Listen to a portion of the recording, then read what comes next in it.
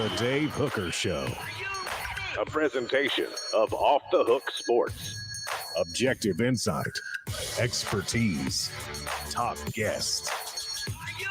Available on YouTube, Apple, Spotify, and the Off the Hook Sports app. Download now for free. Also available on offthehooksports.com. I compute and obey. Now to Dave Hooker. Ready. Here we go. He's Caleb Calhoun. I'm Dave Hooker. Already a group on board. Appreciate that. Hit that like button. We are loaded up today. Blake Toppmeyer will join us from Gannett. He is their SEC football analyst, so want to visit with him.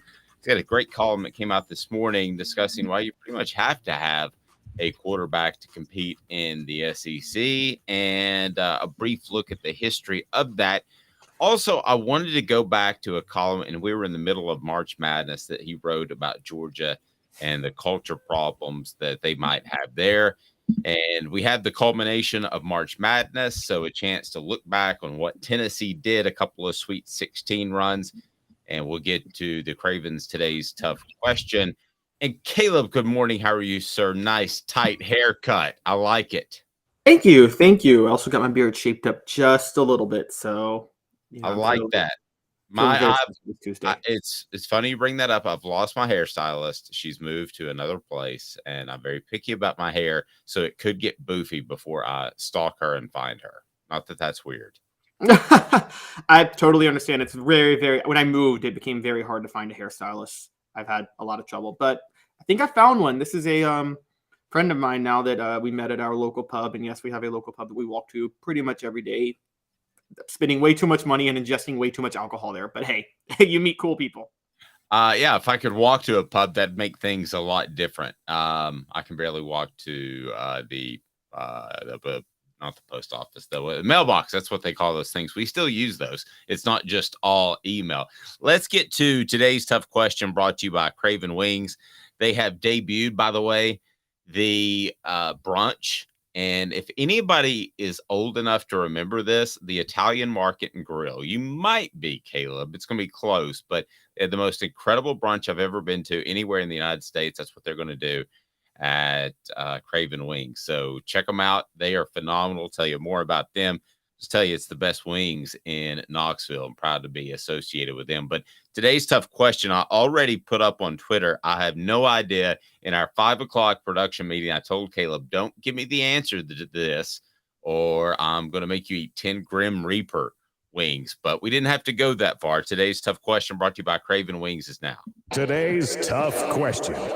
Take a side. Take a stand. The Dave Hooker Show. A presentation of offthehooksports.com.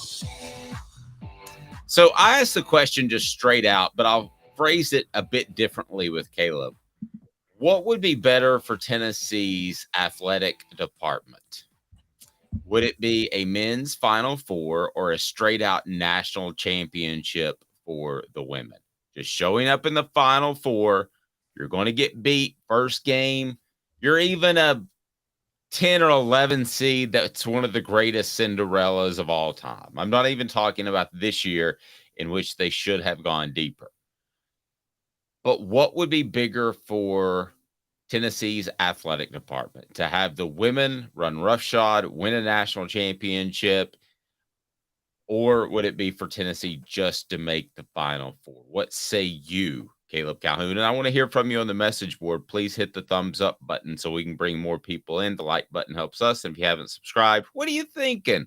What do you got, Caleb? We've got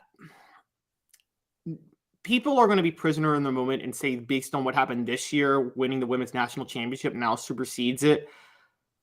I got to bring realism to it, though. This year was a major exception compared to years past in college basketball. 95% of the time, the men's Final Four is going to draw better ratings and be a much better revenue driver in general. They play at football stadiums, guys. They play at football stadiums for a reason in college basketball for the Final Four. The payout's just better. So you have to say Final Four, in particular because the women already have 8 national championships. I know this year was a little bit unique, but I thought that, look, we see the evidence now.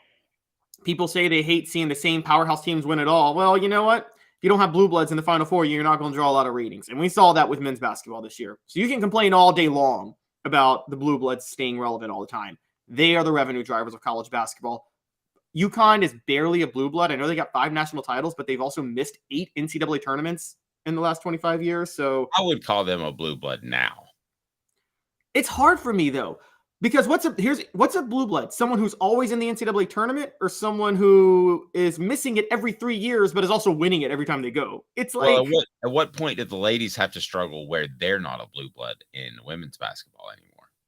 well, I think UConn women are still a blue blood.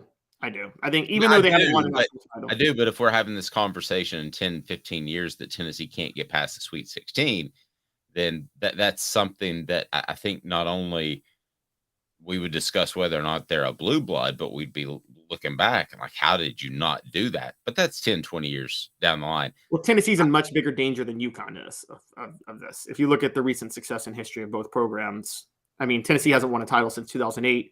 UConn has won 6 titles since then, including 4 straight, 3 undefeated seasons. Tennessee, I don't think Tennessee's had a top 5 team since 2008.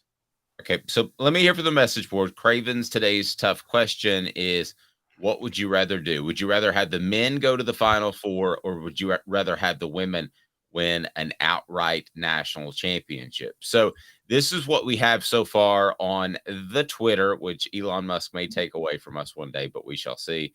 By the way, I was on his little Twitter teleconference he had with engineers, and there were mistakes being made that he wasn't even aware of. It was pretty classic. Okay, so who knows what the Twitter is going to be before long. But for now, it is a place where you can put polls, and that's what we have done. So right now, 75% say men make the Final Four. They would rather Tennessee make the Final Four than the Lady Vols win a national title. Does that surprise you at all? No, because that's something the men have never done. And I think that's what stands out the most is the men have never made the Final Four. Lady Vols have won 8 national titles. They're still and they've won at least 2. They won 2 this century, so they're still entrenched as a program. The Lady Vols. Okay, so if I would have put Elite 8, do you think it would be more along the lines of 50-50, or could the women even take? I think the women would take it at that point. Really? I think the women would take it. I think anybody that would rather an Elite 8 than a women's national championship, knowing where women's basketball as a sport is going right now, I think that's a little short-sighted. Yeah, you want that. You want the national championship for Tennessee women. Also, just to remind the world as women explodes, like who was the OG of women's basketball in the program. So it's you know me well enough, so you might have to back me here. I'm not sexist in any shape, form, or fashion. I hope the women can get all they can get. I had great respect for Pat Summitt and what she built, but if you're going baseline going into next year, I think it would be more important for the men, because they generate significantly more revenue, to make the Sweet 16 than the women to win a national title. I know titles are great to have and banners are awesome, but at the end of the day, just for the financial foundation of the athletic department, year in and year out, this is how crazy I am. You don't even have to talk Elite 8 with me. I'd say men make the Sweet 16 every year and let the chips fall where they may with the women. That sounds sacrilegious when you talk about Tennessee, isn't it? Sounds awful. Yeah, and I think that's a little different though, Dave, with where the game is going. I mean, did you see the ratings of women's games, Drew, the other night? I wanted to bring this up to you as a matter of fact. So did I share this with you that now part of this is because they're on ESPN and they're being promoted by ESPN. So they got as much coverage on an average sports center as the men's tournament. Okay, so here are the numbers that I was told. The highest rated NBA game on ESPN in this past year was about a 2.8 million. And the NBA is huge, might not be huge in East Tennessee, but it's huge nationwide. It's probably second, I would say, to the NFL. You could argue third to college football. Then after that on ESPN, now this was a tournament game, but at one point there was a 2.4 million rating for the women. Just games on ESPN. the highest regular season men's rating was 2.2. So am I comparing apples and pears or oranges a little bit because that was a regular season game versus a postseason game? Yes. But for the first time in my lifetime, they're pretty close to being on the same plane of existence, Caleb.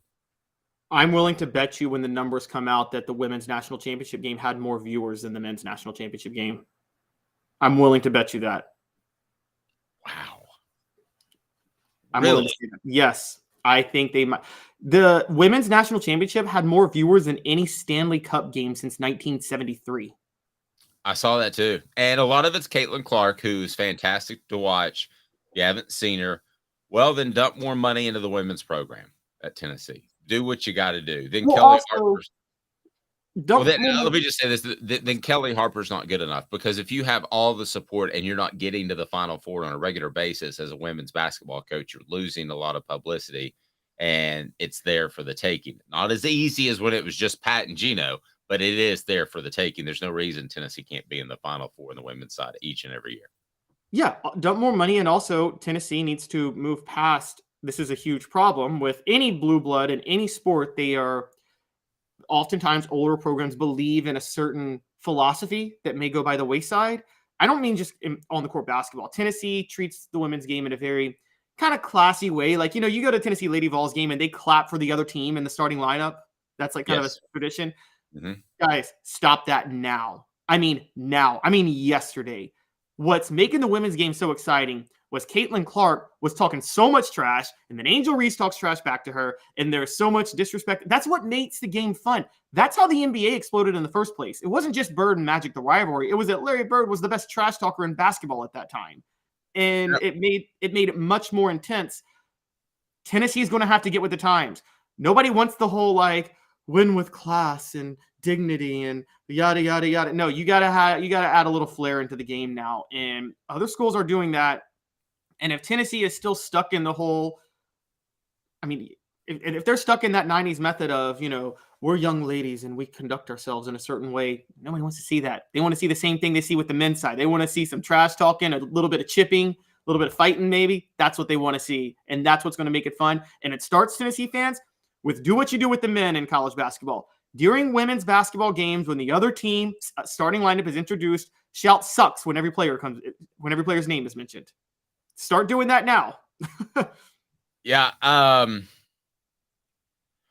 like a little bit of the classiness. If you're way better, it's kind of rubbing your nose in it. But when you're kind of on the equal playing field, then yes, maybe you need to do something else.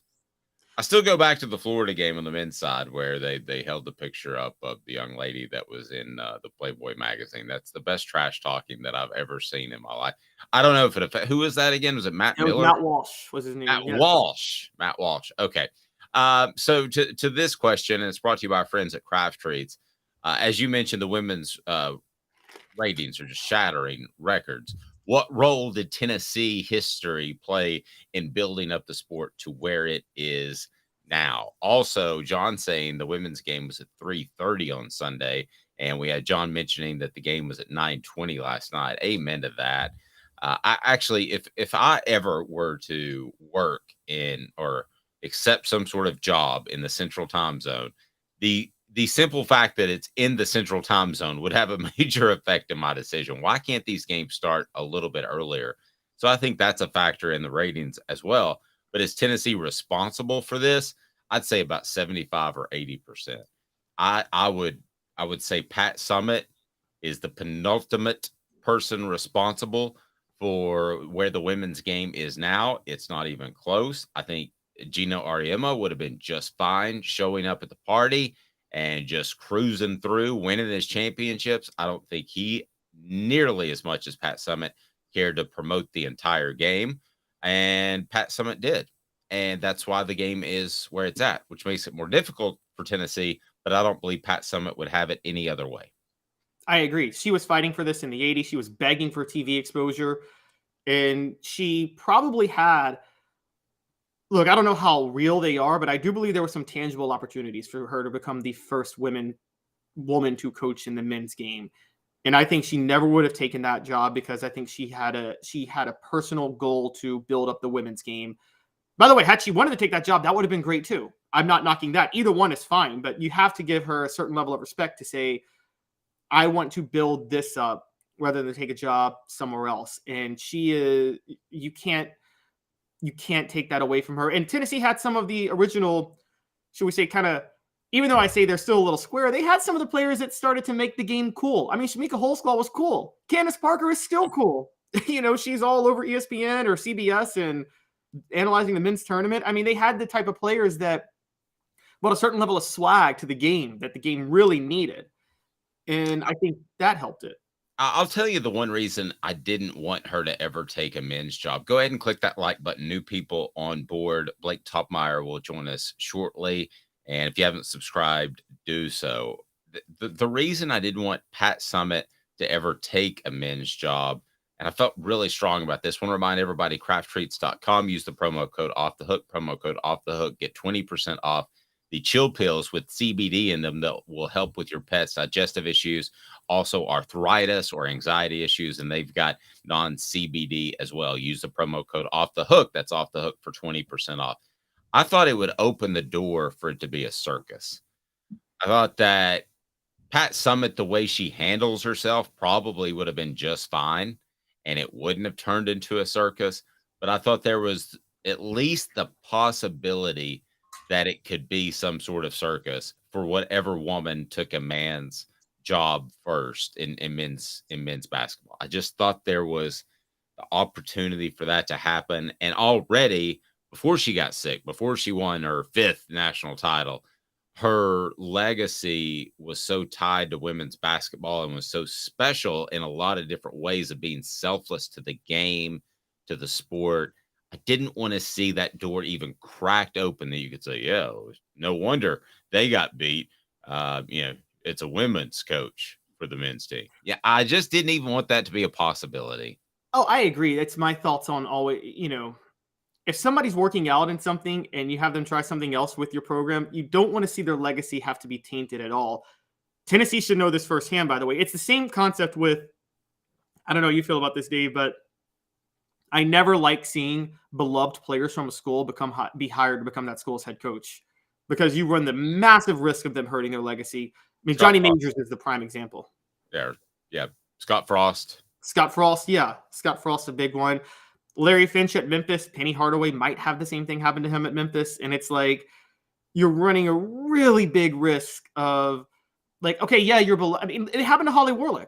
It was really hard, I'm sure, to have to fire Holly Warlick. She was Pat Summitt's right-hand woman for all of those national championships. She was the first All-American guard to play for Tennessee, but you had to fire her. You just had to.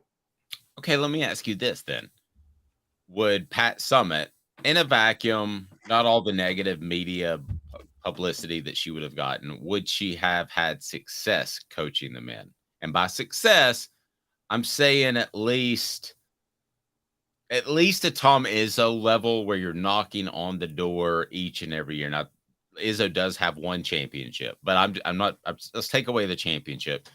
You're just knocking on the door. You're a realistic team to win a championship because that's success at the men's level. Like a little bit more than Rick Barnes, a little bit less than Tom Izzo. Would she have been in that level? I think she would.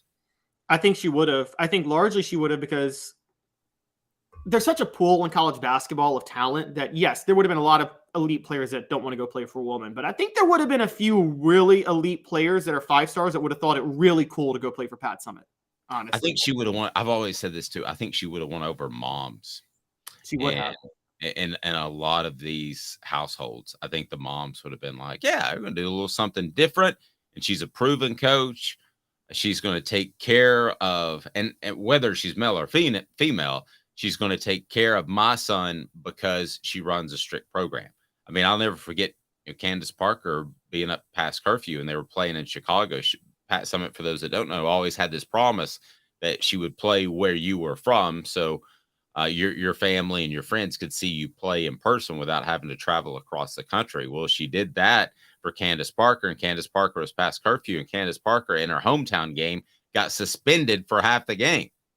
I mean, Caleb, that was pretty gutsy. But as a parent, that's exactly what I would want. Lay down the law. If they don't follow it, it's their fault.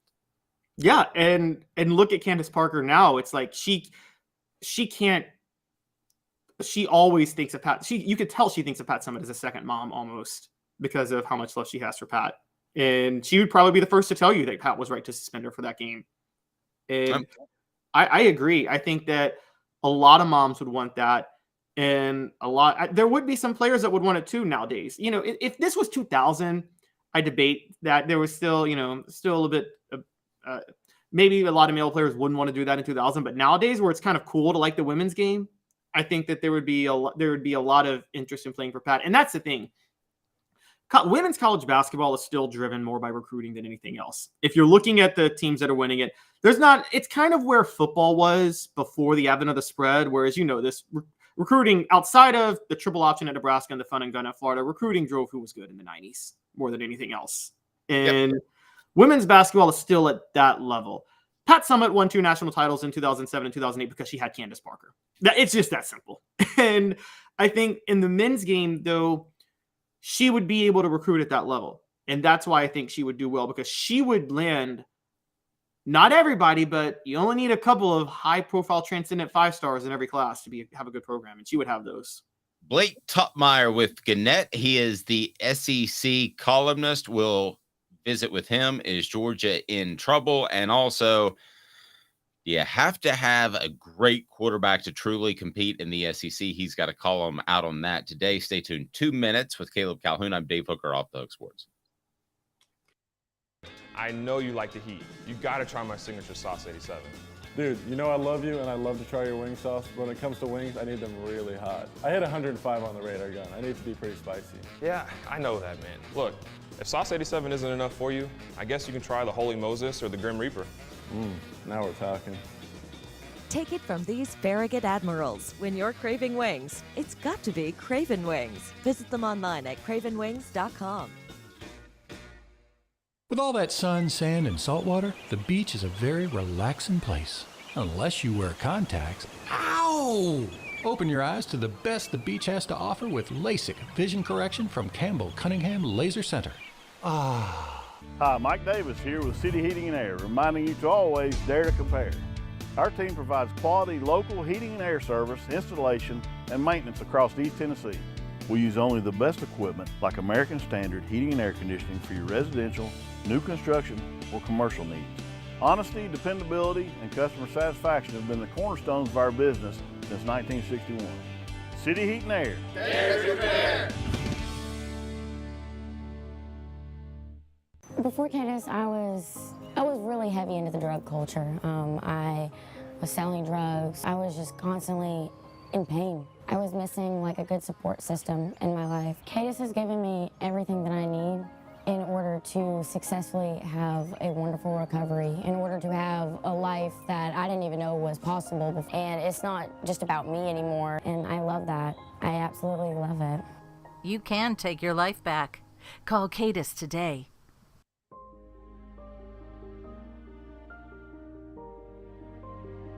Our family has been creating one-of-a-kind pieces of jewelry in West Knoxville since 1986. Each piece is a combination of unique processes that bring your idea to life. Every day in our shop, a truly special item with a story all its own is being manufactured in our facility, bringing the history and family sentiment into a whole new generation of life. We're grateful that you chose us to be Knoxville's best jeweler, a title that we value and respect. Because to me, being a jeweler and owning a jewelry store are not the same thing. I'm Rick Terry. I'm a jeweler, and we want to be your jeweler. Kingston Pike and Campbell Station Road in the heart of Farragut, and downtown on Gay Street right next to the Tennessee Theater. Who's this guy? Hello, wizard. The Dave Hooker Show, Who? a presentation of Off the Hook Sports, What? YouTube, Apple, Spotify, and the free Off the Hook Sports app. Back to Dave Hooker. Portions of the program brought to you by Vassy Lawn and Garden. Man alive, it's worth the drive. Vassy Lawn and Garden has the commercial, industrial mowers, and residential right there in Cleveland. So they've got the buying power, makes it worth the drive if you're restocking a fleet or starting a business to come from Nashville, Knoxville, or Chattanooga. They're in Cleveland. Toro, count on it. Vassy, Lawn and Garden, Man Alive, it's worth the drive. And Man Alive, he's worth the read. Blake Toppmeyer joins us now. Gannett's SEC football columnist. Blake, how are you, sir? I'm doing well. Thanks for having me on, guys. Hey, I appreciate the time. So you and I don't know if this says something bad about you, but you and I have similar thought processes sometimes. You'll write a column that I've kind of been thinking about. And I want to talk about the quarterback column that you had. But first, I want to go back to, I thought you essentially called out, which was the right thing to do, that Georgia has a culture problem right now. They've had multiple issues of cars involved and with groups of people that have ties to the university. I just want to get your thoughts on where Georgia's program is right now. It's not to say it can't be fixed, but for now, I'd be a little bit concerned if I'm Kirby Smart. You? Well, I mean, he won a national championship 2 years in a row. So, if there's a discipline issue, and I think you could, and I did make the case that there was, particularly as it pertains around these repeated instances of high speed driving, it's not spilling over into performance on the field. I think that's one thing you can say. But I do think, from a larger lens, it is concerning, for reasons beyond whatever's happening on the field, for athlete safety. I mean, we saw obviously the tragic incident in January. So first and foremost, I think that's why the issue needs to be addressed. Beyond the football matters of any of this, wins and losses and the whole bit. We've seen this become an issue with Georgia. We've seen it become a repeated issue. You saw in that police body cam video during a Jalen Carter traffic stop last fall. The police officer said during that video that he quote, stopped a bunch of y'all's football players and quote, y'all need to slow down. And that message obviously didn't get through. And as I wrote, I think Kirby Smart has responsibility to make sure that message does get through. No, I agree completely. And in another life, I covered a Tennessee football program that had off-field issues and still had success on the field. Do fans really care until it starts affecting what's happening on the field? Because I think it tends to trend that way, that if you don't have discipline off the field, at some point it hurts your discipline on the field. That's my take. Yeah, I think fan bases are split on this. I think there's obviously a good chunk of most fan bases that sort of embody the "just win, baby" mantra. And, you will even jokingly see sometimes with a lot of programs in the SEC, when an athlete is arrested for some minor offense, you'll hear fans joke, "Oh, we're back," as if a sign of delinquent behavior is somehow linked to success on the field, that you're throwing standards out the window for athlete conduct. So some fans don't care, but I do think, within every fan base, there is a portion of folks who are uncomfortable with repeated behavior that runs afoul of the law. And what the split is, I can't say. If you're winning games, no question, I think your fan base is more tolerant of certain behavior than they are when you're losing games. But I do think, kind of at all times, there's maybe a quiet portion of every fan base that hates to see stuff like this happen and would prefer their coaches, maybe not be the old school iron-fisted disciplinarians, but to still have, some sense of control over what's happening in their program. Blake, dare I say, is this going too far to say that Kirby Smart is reaching Urban Meyer level of defiance, the way Urban Meyer was at Florida in the late 2000s? Ouch. I think that's probably a stretch at this point. I think that's probably going too far. There doesn't seem to be, at least publicly, there doesn't seem to be a lot of action, attention,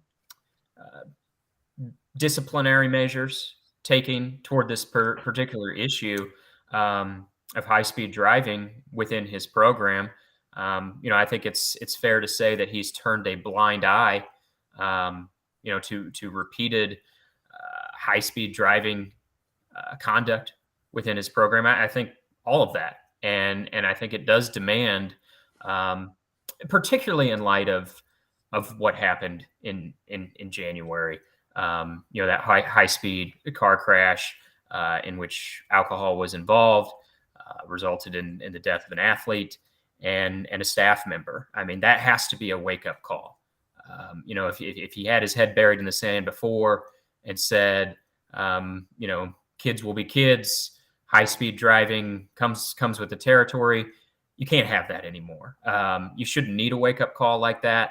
But now that that's happened, I think going forward, you have to take this seriously. Like, I think the scary thing to me is the trend is the players and the coaches just rule the media as far as accessibility and that sort of thing. And nowadays you can say, let's say Tennessee after the South Carolina game, you say, I'm not going to get into the Jeremy Banks situation. Nico recently was asked a question, does the NIL put more pressure on him? He goes, next question, like he was Aaron Rodgers or Tom Brady.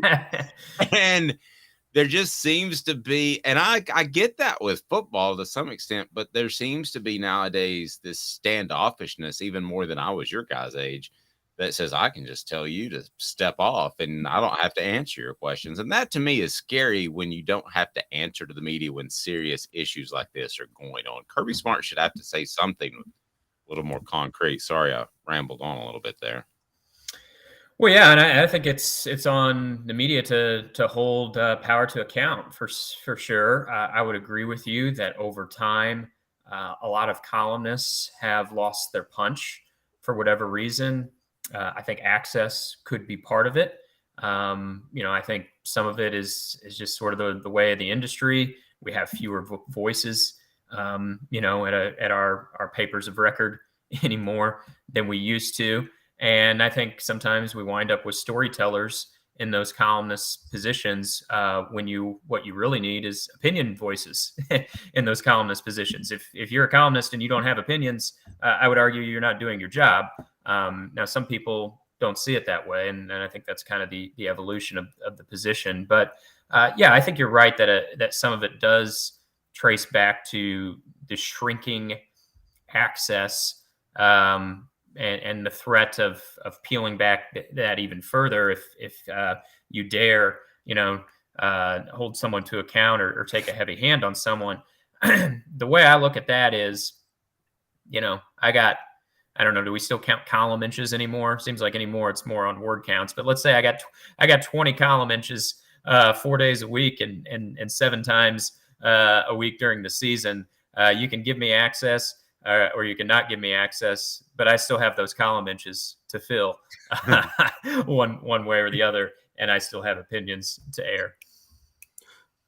Blake, how much of Georgia's, I guess, lack of discipline how much of this is an administrative reaction to the Mark Richt years, where they spent 15 years with Mark Richt, believing they could win a national title with integrity, and they had more integrity than any program in the SEC during that time, bar none, and it didn't work out.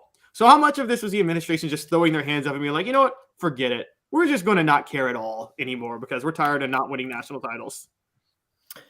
I think a lot of schools have that mentality. I don't think this is a Georgia situation in particular. The high-speed driving seems to be rooted at Georgia, but I think this evolution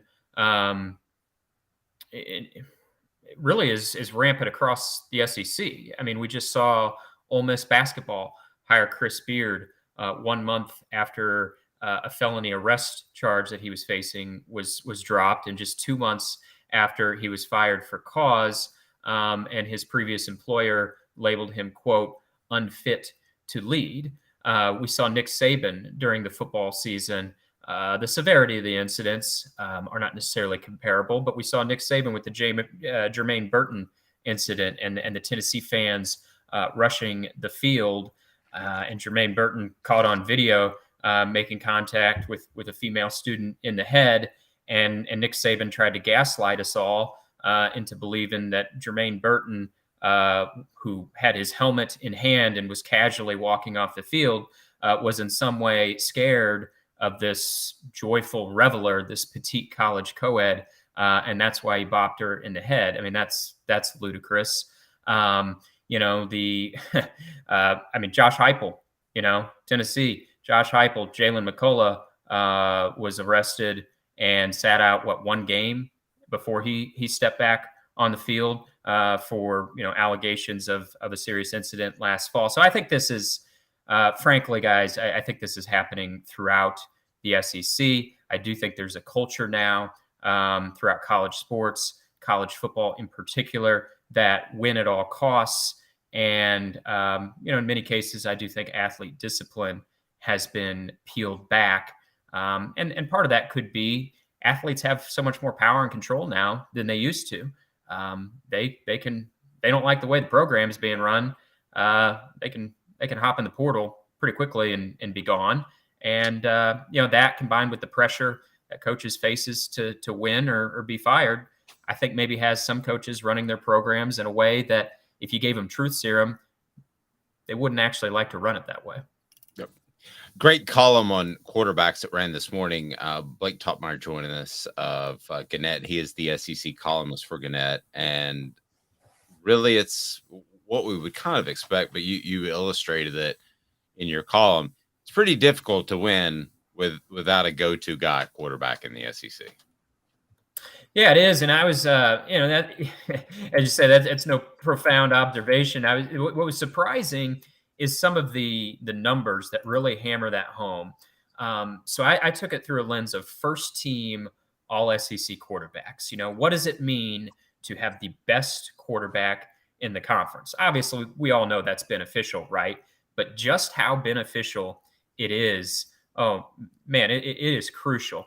So Jay Cutler was a first team all SEC quarterback for Vanderbilt in 2005. Vanderbilt had a losing record that season. That is the last time a team with a first team all SEC quarterback has had a losing record.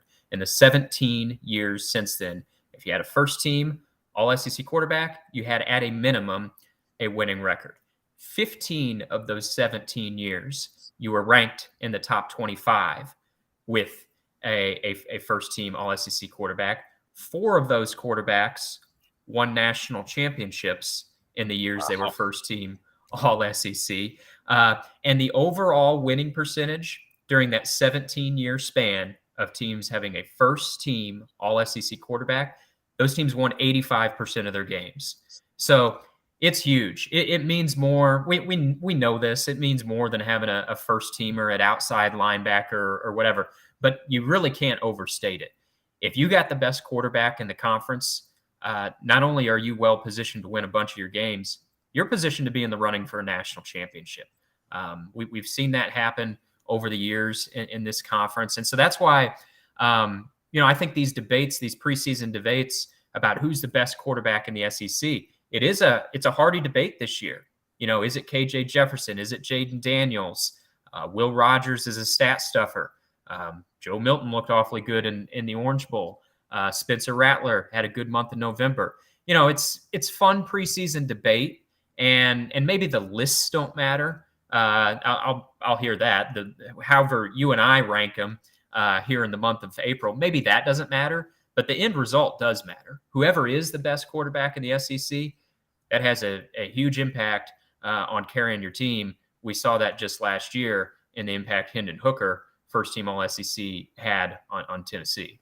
Let me make sure I got this right, and Caleb's going to jump in here. So you based it off which ranking, pre or postseason, and did you go writers or coaches?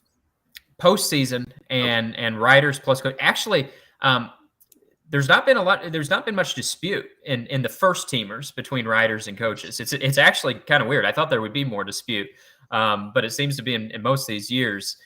It was pretty unanimous across the board, whether writers or coaches, who the best quarterback in the league was. But yes, I looked at postseason awards versus team performance. That's not a surprise, right? Your quarterback has a great season.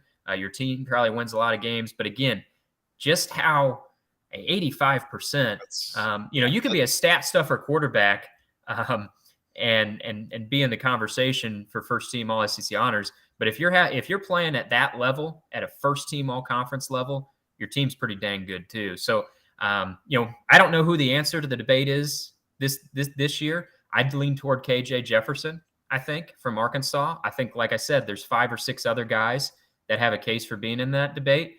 But whoever winds up being the best quarterback in the league this year is going to have a huge impact on their team. Blake, it's interesting you brought up Jay Cutler, because that was 2005, and Tim Tebow obviously arrived in Florida in 2006. And there was Tim Tebow for 4 years, and then you had Auburn. Out of the goodness of his heart, Cam Newton just committed to Auburn, and there was no money involved whatsoever. But he went there for free and won a national championship. Would you say those two was really when it started to change, or was there a moment to you where it kind of flipped and the quarterback play became so much more important in the SEC? I think that was probably I think you identified a good onset there. I think what has maybe changed even from then, though, as you think about Tim Tebow, we all know what made him such a special player was the dual threat capability that he had. And it was like having a fullback or a tight end in the backfield. And, oh, by the way, threw a pretty good deep ball too, right? He could sling it pretty well, particularly at this level. I think the passing games, though, continue to evolve, and the teams that we see win in this conference, slinging it across the yard, has changed even since the Tebow days. I mean, you look at what Joe Burrow did in 2019 with LSU, throwing for 5,600 yards and 60 touchdowns that year. I mean, that is even new for the SEC as compared to the Tebow and the Cam Newton days. And then you look at the way Alabama has evolved the last couple years, with their run of good quarterbacks with Tua and Mac Jones and Bryce Young, and the evolution of Alabama going from winning with bully ball to winning with much more of a passer friendly and a passer reliant offense, I would say. Now we've certainly gotten hints that Alabama is going to pivot back to sort of maybe the old school ways or something resembling that more closely. But during this run of quarterbacks, certainly their offense has evolved. And even though Tennessee's offense is very balanced, run and pass, certainly it's a forward thinking offense that we weren't really seeing much of in the SEC, 15, 17 years ago. And now we have Josh Heupel running that offense at Tennessee. We have Lane Kiffin running something very similar to that offense at Ole Miss. So I think even really in the last 5 or 6 years, we've seen a second round of evolution and importance on the quarterbacks. But I do think you're right with that ushering in of Tim Tebow and Cam Newton. The quarterbacks took on even more importance at that time. But now it's changed once again, I think, in this conference. It's a great piece. Blake, keep up the awesome work. How do people follow you on the Twitter before Elon Musk destroys it? Yeah, I'm on Twitter at @btoppmeyer. You can find my work throughout the USA Today network. So if you're listening to this in Tennessee, I would recommend start local with knoxnews.com or over at thetennessean.com. And then, so we may need your MySpace listing before long if Elon destroys Twitter. I never had one of those, actually. I was like aloof to the whole social media thing. I grew up in a small town. I still had like dial-up internet access before I went to college, basically. I got to school and everybody had Facebook accounts. And I'm like, what is this Facebook thing? I was a little slow on the uptake there. Gotcha. Well, I think you got it figured out now. Keep up the great work, and we will talk to you soon. Okay, sounds good. Thanks, guys. Thanks, Blake Toppmeyer. Really good stuff. If you haven't followed him or don't on Twitter, coming up was he had dial-up still. He's too young to have dial-up. No, I had DSL. I'd dial up for a hot minute. So. Okay. All right. Well, it seems a little young. Portions of the program brought to you by Zulbeer, xulbeer.com. Zulbeer is the official craft beer of Off the Hook Sports. Great parking downtown where you can sit in a panoramic, awesome view of downtown, and you're going to love it right there in Knoxville, xulbeer.com, and get worldwide award-winning craft beer. Are the ghosts of that Ole Miss game completely gone for Joe Milton? And for the message board that likes to say I hate on Joe Milton, then I'm telling you, I don't. This was Caleb's idea. And also, a couple of college basketball coaches in last night's game that maybe Tennessee could have had. Would they be in better shape? Both of those topics right after this. Give me 2 minutes. Off the Hook Sports with Caleb Calhoun. I'm Dave Hooker. To own the more that owns every job, then get to Vassy Lawn and Garden in Cleveland and get you a Toro. I'm David Vassy, here to talk to you about Toro. With a Toro Zero Turn, you'll get more out of every minute and you'll reach the finish line faster. At Vassy's, we like to say, no matter if you're mowing 3 acres a week or 11 lawns a day, homeowners and business owners alike find confidence in equipment they can trust from top to bottom. Vassy Lawn and Garden, Highway 60 North in Cleveland. Man alive, it's worth the drive. Hi, Mike Davis here with City Heating and Air, reminding you to always dare to compare. Our team provides quality local heating and air service, installation, and maintenance across East Tennessee. We use only the best equipment like American Standard heating and air conditioning for your residential, new construction, or commercial needs. Honesty, dependability, and customer satisfaction have been the cornerstones of our business since 1961. City Heat and Air. Dare to compare.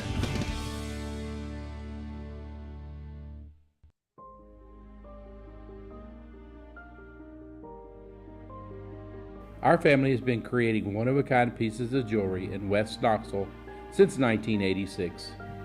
Each piece is a combination of unique processes that bring your idea to life.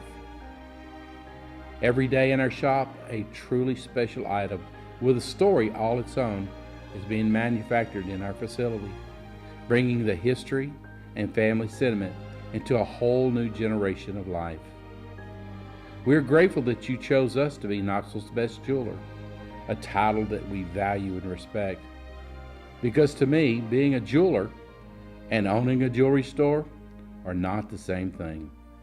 I'm Rick Terry, I'm a jeweler, and we want to be your jeweler. Kingston Pike and Campbell Station Road in the heart of Farragut, and downtown on Gay Street right next to the Tennessee Theater. With all that sun, sand, and salt water, the beach is a very relaxing place. Unless you wear contacts. Ow! Open your eyes to the best the beach has to offer with LASIK vision correction from Campbell Cunningham Laser Center. What's up, everybody? This is University of Tennessee tight end Jacob Warren, proud to announce that I'll be working with Craven Wings again this season. And I want you to give your all and try my signature sauce, Sauce 87, at either of the Craven Wings 2 locations, Chapman Highway in Seymour and South North Shore Drive at the Markets of Choto. When you're craving wings, it's gotta be Craven Wings. Online at cravenwings.com.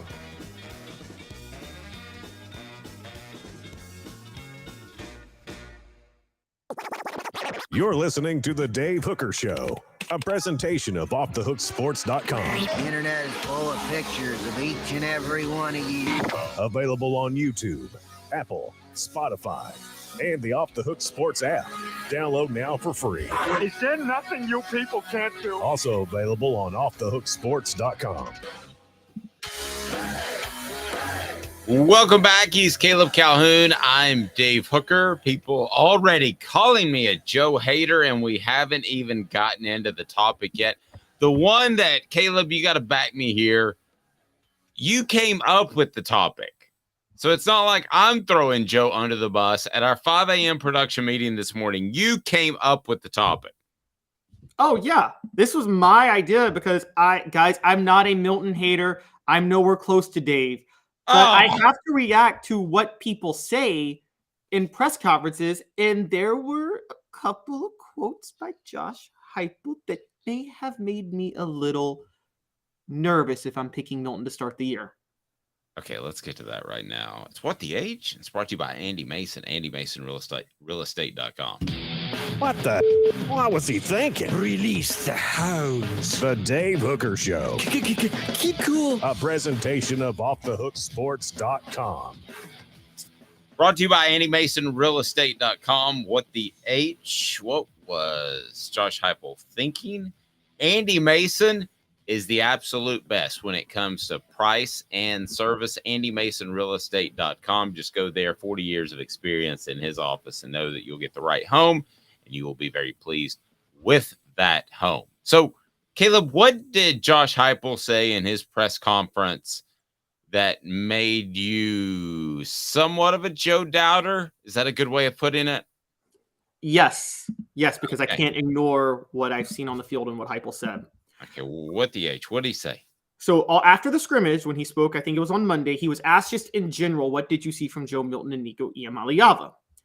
He said a few things, but he started with Joe, and Nico was his second part. While still talking about Joe Milton, guys, this is very clear. This had nothing to do with them together. It had to do specifically with Joe Milton based on the context of the paragraph. He said, there's some things we can learn as far as clock management. Okay, that's a really red flag because we all know the one thing that turned. I'm sorry? No, you're right. That's a red flag, jumping out of bounds against the Rebels. Running with a few seconds left, trying to run for a touchdown and then running out of bounds. Yes, that was a huge red flag because we already know Joe Milton may have an issue with clock management and lack of awareness of the clock. That was a statewide red banner.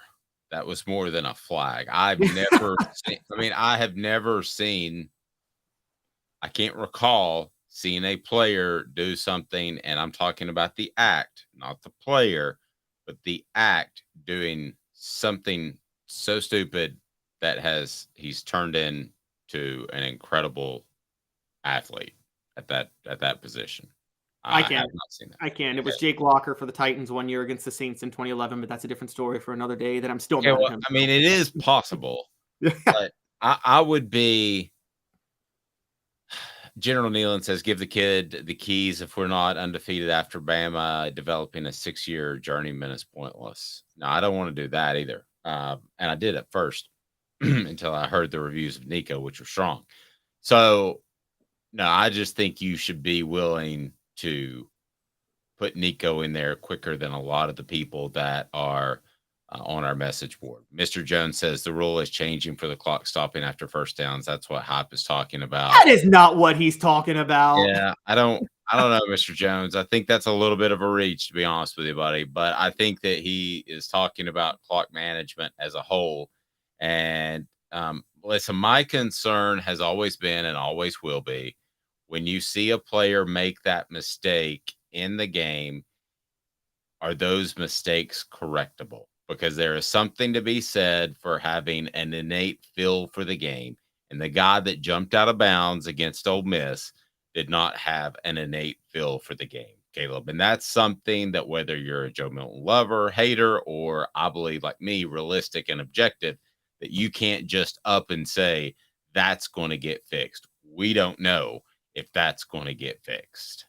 Yeah, I agree. And for those that don't think this matters too much, go back and look at Hendon Hooker against Alabama with 15 seconds to go. These type of situations matter. Do you think for a second, Dave, based on what was said and based on what we saw against Ole Miss, do you think for a second Joe Milton would have been capable of that 15-second game-winning field goal drive? I don't. To the point where I will tell you that I think that Tennessee probably would have not gone in that route. Probably right. I think they probably would have played for overtime. And particularly because in that situation, even if Joe Milton would have completed the passes, we've already talked about his release is slower than Hendon Hooker's. Significantly slow. He probably wouldn't have thought to get rid of the ball as quickly as Hendon Hooker did, knowing that you only have a certain amount of time. I mean, Hooker, that was one of the big reasons I'm so high on Hooker in the NFL. That was a masterful 15-second drive. I think it's underrated just how aware he had to be of how much time was on the clock for each pass he made during that time. I mean, that was just masterful. I think Joe Milton is the exact opposite, and we saw that. And for Heupel to say we worked on some things like clock management, and by the way, he did not say that about Nico, guys. He only said that about Joe Milton. That's a huge red flag. Yeah, but here's the thing you have to remember. He has less than a season. He should be okay at clock management with almost a full season playing, right? I mean, we're looking at 75, 80% of the season when you compare 2021 and 2022. times he had to play. But you said it yourself. Isn't it about a feel? No, I'm with you. You shouldn't be having issues with that feel. Like one of the ones, here's one you might remember. And I know you laugh at how I just randomly remember plays in the back of my head, but you covered that 2005 LSU comeback game, right? Were you in Baton Rouge for that one? Yes. Do you remember when LSU was up 21-0 at halftime and they had the ball near the red zone and they could have gone for more points, but Jamarcus Russell stupidly scrambled and then slid and ran out the clock? Yes. That right there was all I needed to know Jamarcus Russell was not going to be an NFL quarterback, because that was so next level dumb that he did that.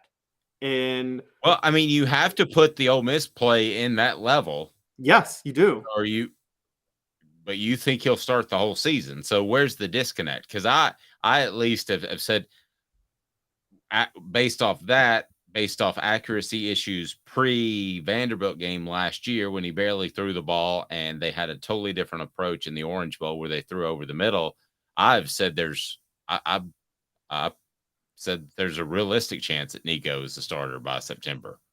I think this is about, for Joe Milton, Heupel is going to sacrifice maybe a win, maybe even two this year. I'm just going to say it because I'm laughing at Travis on the message board. Go ahead. He's just. Oh my gosh, I'm reading the quote. Go ahead. I will say that Heupel, I think Joe Milton is such a leader and respected within the locker room. I think that given the fact that I don't think Tennessee has a college football playoff caliber team this year, even if they snuck in because of their schedule, they get destroyed by whoever they played, unless it was TCU. But if they played, they're not ready for the Ohio States or the Georgias just yet. They're just not. And so I think that because of that, he might even sacrifice an extra win this year or starting Nico early to develop him because of how much Joe Milton has the locker room. Heupel doesn't want to lose the locker room before 2024, which is when I think Tennessee really emerges returns back to, I guess, the blue bloods of college football. Travis, go ahead. No, I think that's why I think Milton is going to keep the job, because he won't do enough to lose it significantly. Travis says the Hooker Show is officially pro LSU and anti Joe Milton. What in the world is happening? He said, typed with love. It is funny, though, that you brought that up, Travis, because I was considering writing a column about how LSU has its stuff together a little bit better than Tennessee, and that who they hired, which we could debate her history and not being a thorough part of the sexual assault investigation that went on at a previous stop. But also LSU's pro day was run tremendously better. They showcased their players while Tennessee was running around doing their best to get everybody at the line. So I was going to write that column, but I'm not now, Travis, comparing LSU to Tennessee's athletic department, because yes, go ahead. That's so scary too, because LSU, the only thing that's kept them from being a dominant athletic program is they've been run by nothing but incompetence for 30 to 40 years. So the fact that there's a slight bit of competence now in the program, it's destined to be an elite athletic program.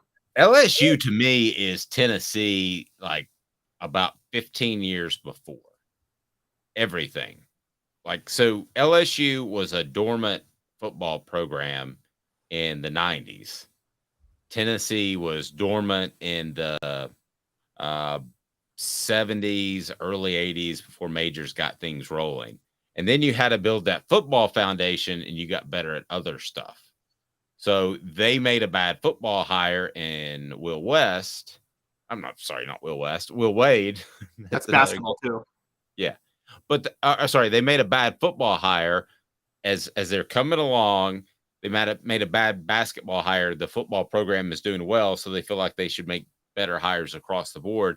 And in the end, they didn't make a good basketball hire, is what I was trying to say. That reminds me of Tennessee making bad basketball hires. I think that their entire program is now coming along to the point where they can have more leverage and make better hires. Does that whole thing make sense? In other words, Tennessee's football program rose up about 10, 15 years before LSU's, and now you're seeing the rest of the athletic department at LSU catch up when I think they've already caught up at Tennessee. Oh, I totally get what you're saying. The thing that was interesting to me, though, was Tennessee. That was a bit of a reach there for a second. So, well, there is a difference in this way. Tennessee you do have to work at it to stay elite at Tennessee because, you do have to think ahead of the curve. You've talked about it in the 80s. Majors and Dickey were the first to say, let's schedule games in New Jersey and Boston and LA and whatever for national TV. Tennessee always had to think a little bit ahead of the curve on these things to make sure they stayed relevant. LSU's the reverse. In football, you have to work at it to not be successful in football at LSU. It's, again, I talk about it all the time. It's the easiest job. Proof in the pudding. Les Miles and Ed Orgeron won national championships. There's a reason Nick Saban stayed there, even though he didn't really like Louisiana. I completely agree. And I think now that with the Will Wade hire and now with the Kim Mulkey hire, you're seeing what Tennessee had to do in the men's basketball side. They had to hire some guys, in particular Bruce Pearl, with a little bit of a questionable background because he was involved in recording coaches that were supposedly recruiting players. So I think you're seeing that. I think to be able to hire Rick Barnes, a proven coach with much less baggage, was a great sign for Tennessee. And I think you'll see LSU get to that point. But when I saw their pro day and the way it was showcased in Tennessee's pro day, I just thought that LSU was a bit ahead of Tennessee in the way they packaged some things. Portions of the program brought to you by Campbell, Cunningham, Taylor, and Hahn. Campbell, Cunningham, Taylor, and Hahn. Look at me. No contacts. How about that? No glasses. How about that? It is awesome. Absolutely love it. So you have got to go to Campbell, Cunningham, Taylor, and Hahn. At my age, they start to do some cataract things too. But I can see far and near because of the monovision. They're absolutely phenomenal. So we're going to talk some basketball before we get out of here. Basketball is my favorite sport. I like the way they dribble up and down the court, just like I'm the king of the microphone, like Dr. J and Moses Malone. Do you remember that song, Caleb? Are you rapping Bow Wow? No, that's way before Bow Wow wasn't alive. That was like 87. Oh, sorry. See, I'm the young one. You don't remember that Curtis song? Blow. Okay. Curtis Blow. Thank you very much. This is the generational gap with Dave and I, man. That was a little before my time. I just remember being like a 12-year-old and saying, I want to be able to say that basketball is my favorite sport. I like the way they dribble up and down the court. I can say it. -1, so I mean, I don't know when it came out. I don't know what you're talking about. 87. We're the same age. 4 downs talking basketball. That makes no sense except for right here. 4 downs. 4 questions. 4 answers. The Dave Hooker Show. 4 downs. A presentation of offthehooksports.com. What you think of the 2 coaches in the college basketball men's national championship game, Caleb? I think with one, you're seeing a renaissance of a style of play that I didn't think would be that successful. And with the other, you're seeing a coach that Tennessee missed a chance out on hiring. Okay. And let me start with the first one. Which coach runs that physical style that you said cannot get you to the Final Four? Rick Barnes, what are you thinking? Shake it up, Rick. Come on. Somebody proved Caleb a little bit wrong last night by getting there. Brian Dutcher and San Diego State. And for the record, Brian Dutcher is like very, very, he's a lifelong assistant. So he's a very old school coach. And he runs the wheel offense. And not the football wheel. Run the wheel offense nowadays. No, there are 2 programs that are running the wheel. Virginia and San Diego State. Virginia just won a national title doing it a few years ago, and Brian Dutcher runs it with San Diego State. The thing with the wheel offense that's most important is players have to be familiar with playing with each other because you have to understand, for those who don't know, players like 3 are set to one side and 2 are set to the other, and one's the designated screener on either side, and one is the designated move without the ball. And that's how it goes, just back and forth. And it only works if players know exactly where the other guy is going to set the screen. Similar how quarterback and receiver option routes only work if the quarterback can guess which option route the receiver is going to run before he breaks. Like, that's the big thing with the Patriots. So 4 downs, first question, does the fact that they had that much success and got to the championship game, does that change your view of a physical style that Rick Barnes runs? Do you believe it's more manageable in March than when you were absolutely ripping on Rick Barnes throughout the course of February and March. No. The wheel offense is still dependent on a bunch of elite shooters, which San Diego State has. And guess who didn't have that? Rick Barnes in Tennessee. Okay. All right. So tell me what stands out to you about UConn's coach then. So Dan Hurley was a prep school coach for about 10 years. And then he coached at Wagner and went 25-6. And it was just timing didn't add up because Tennessee fired Bruce Pearl the year before he went 25-6 at Wagner. Then Quanzo Martin left the year before Rhode Island really took off under him. But if you go to Twitter, there are still some old tweets from people saying Tennessee should hire Dan Hurley. He was very well respected. People really wanted this guy. He won the Atlantic 10 back-to-back years at Rhode Island, and then he's gone to UConn now and won a national championship. Tennessee has had Tennessee gotten their hands on Dan Hurley earlier on, we might be talking about a different program. Now, I don't know if Dan Hurley would want to go. He's a Jersey City guy. Northeastern basketball, old school Big East basketball is his bread and butter. But bringing old school Big East basketball to the SEC might have been an interesting thing to watch. So I want to combine first and second down. Would Tennessee have been better off with either of these coaches had they hired them 5 years ago? Yes. No way. Rick Barnes has like 700 wins. Come on, Caleb. No. You have to realize what Tennessee needs. Tennessee needs somebody that's going to get them in the Sweet 16 and be entertaining each and every year and stay out of trouble. Rick Barnes is going to do that. That's why. And on what planet do you think he gets Tennessee to the Sweet 16 each and every year? Well, he did this year. All right. So Travis says no way. Travis has got my back after the Joe Milton comments. All right. So on the women's side, so we combine first, second, and third down. Would Tennessee be better off with? Would you hire, considering Mulkey's murky statements at Baylor? Would you hire either one of them ahead of Kelly Harper that made the championship game? You talking about Mulkey or Lisa Bluter, the Iowa coach? Yes. Iowa made it because of Caitlin Clark. They did make it because of Caitlin Clark, but okay, you make it because of talent. I mean, Pat Summitt won 2 national titles because of Candace Parker and won 3 because of Shamika Holtzclaw. So, I mean, that's just how that works. No. And I would say that if wow. At other well, here's why. At other programs, maybe. But let's start with Kim Mulkey. Look, Tennessee is less than a decade removed from settling their own sexual assault lawsuit with the school, or the school with settling its own sexual assault lawsuit that involved the athletic department. That was the biggest reason I said they have to steer clear of Hugh Freeze no matter what. You can't, if you're Tennessee, I'm sorry, you can't afford that type of baggage at the program because of what's happened at the school within the last 10 years. Now, Kim Mulkey is not involved in a sexual assault cover-up. Let me be clear on that.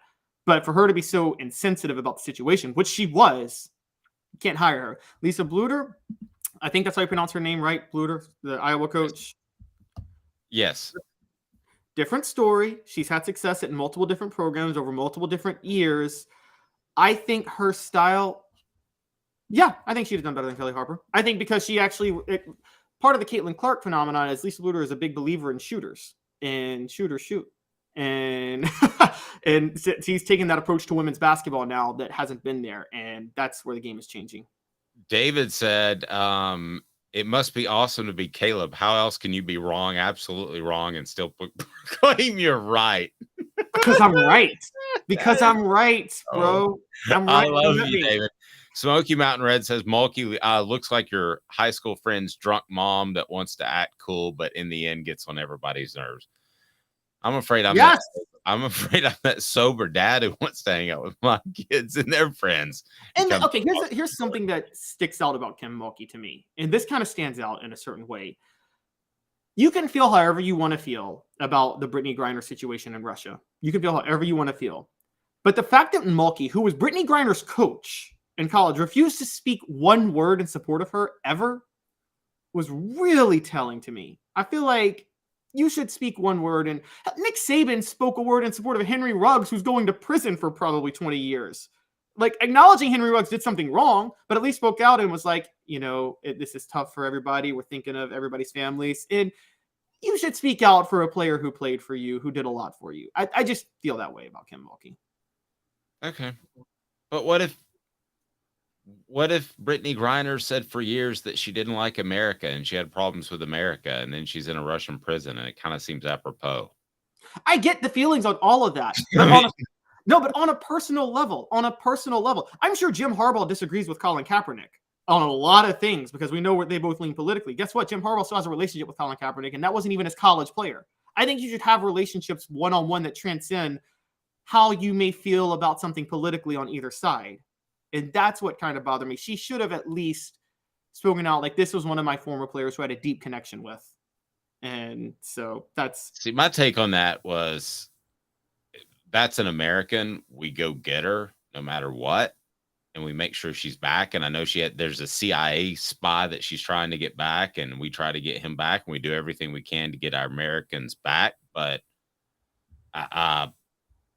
the fact that she had spoken out against America previously did not particularly rub me the right way, and don't expect somebody just to go out of their way to come get you if you've ripped them. No, I feel you on that, but I also feel like as a coach, you shouldn't throw a player to the wolves because you may disagree with something they said. No, that's fair. I mean, I get that. I get back in your guy. It's been a great show. A lot of fun with and Blake Toppmeyer is really good. So certainly check that out. If you hadn't hit the thumbs up button, go ahead and do that, so it'll bring more people into the show. If you haven't subscribed, what are you thinking? We have more developments in our Celebrate 98 that we'll announce before the end of the week. Fred White joins us each and every Friday, Josh Ward on Thursday. So we've got a lot going on. You have got to subscribe to the channel. If you don't, you're crazy. He's Caleb Calhoun. I'm Dave Hooker. This has been a presentation of Off the Hook.